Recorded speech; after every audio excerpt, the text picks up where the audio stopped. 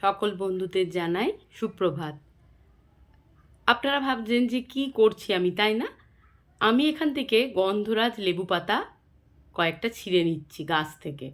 আজকে যে রান্নাটা করব সেই রান্নাটায় আমার এই লেবু পাতাটা লাগবে, তাই আগে পাতাগুলোকে আমি তুলে নিলাম।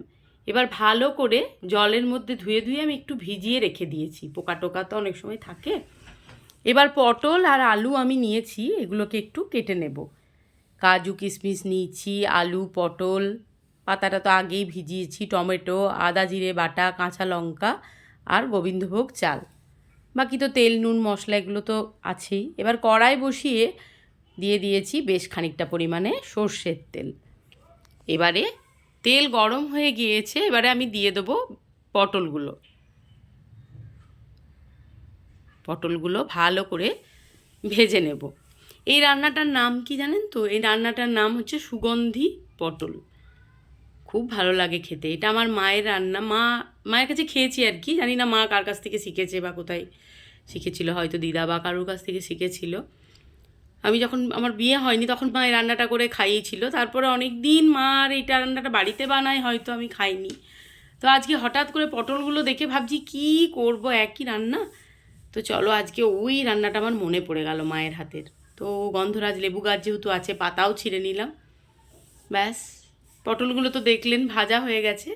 এবার আলুগুলোকে ওই তেলে দিয়ে দিলাম। আলুগুলোকেও আমি একটু লাল লাল করে ভেজে নেব। পটলগুলো ভেজে রেখেছি।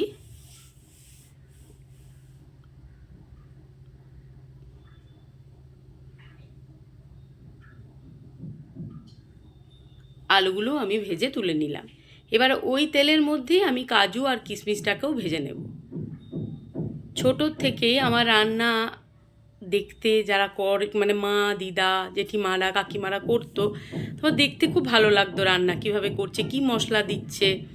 এবার ফোড়নে আমি দিয়েছি তেজপাতা, শুকনো লঙ্কা, গোটা গরম মশলা আর গোটা জিরে। তো দেখতাম কিভাবে রান্না করছে, খুব ভালো লাগতো দেখতে। বেশ আমিও একটু করলে ভালো হতো, কিন্তু করতে কোনো দিনে হয়নি। কিন্তু ইচ্ছা সবসময় মনের মধ্যে থাকতো যে আমি একটা কিছু ভালো রান্না করব, সবাইকে খাওয়াবো। এবার আদা জিরে বাটাটা আমি ওর মধ্যে দিয়ে দিলাম।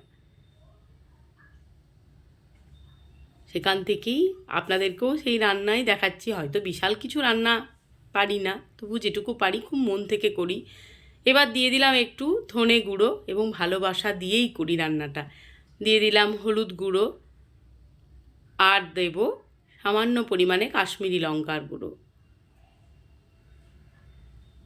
জানি না আমার রান্না আপনাদের কেমন লাগে। অনেকেই কমেন্ট করেন, বেশ ভালো লাগে। অনেক বন্ধুরা আমার কমেন্ট করেন, খুব সুন্দর সুন্দর কমেন্ট করেন, খুব ভালোও লাগে পড়তে সেগুলো। ভালো করে এবারে ভেজে নিচ্ছি। টমেটোটাও দিয়ে দিয়েছি। এবার যে গোবিন্দভোগ চালটা আমি ধুয়ে জল ঝরিয়ে রেখেছি, এবার চালটা আমি ওর মধ্যে দিয়ে দিলাম।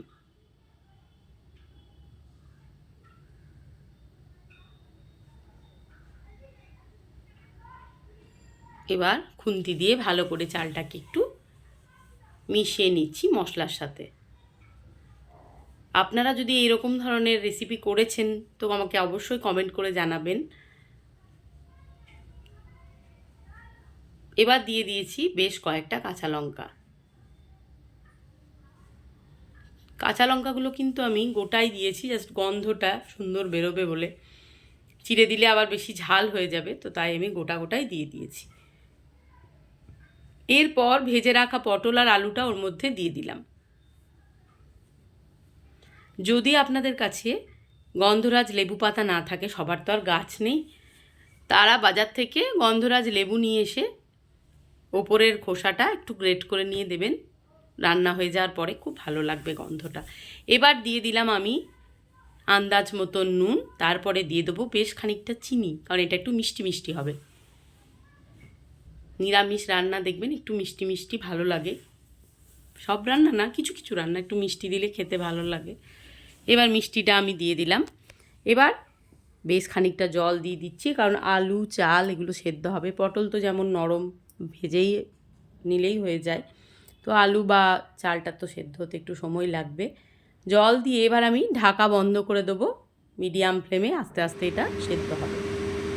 মাঝে মাঝে এসে একটু ঢাকনা খুলে দেখে নেব, দেখে নিয়ে একটু নাড়াচাড়া করে নেব খুন্তি দিয়ে, ওপর নিচ করে নেব ভালো করে। আলু পটল দেখে নিচ্ছি সেদ্ধ হয়েছে কি না। আবারও একবার ঢাকা বন্ধ করে দেব। এবার কাজু কিশমিশটা আগে আমি দিয়ে দেব।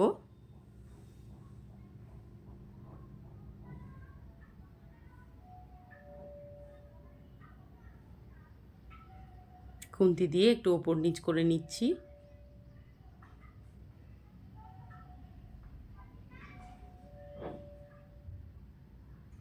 এবার ঢাকা বন্ধ করে দেব। আবারও ঢাকনা খুলে হয়েই এসেছে আমার, চালও সেদ্ধ হয়ে গেছে, তাই ওপর থেকে দিয়ে দিলাম বেশ খানিকটা পরিমাণে গাওয়া ঘি। খুন্তি দিয়ে আবারও নাড়াচাড়া করে নিচ্ছি।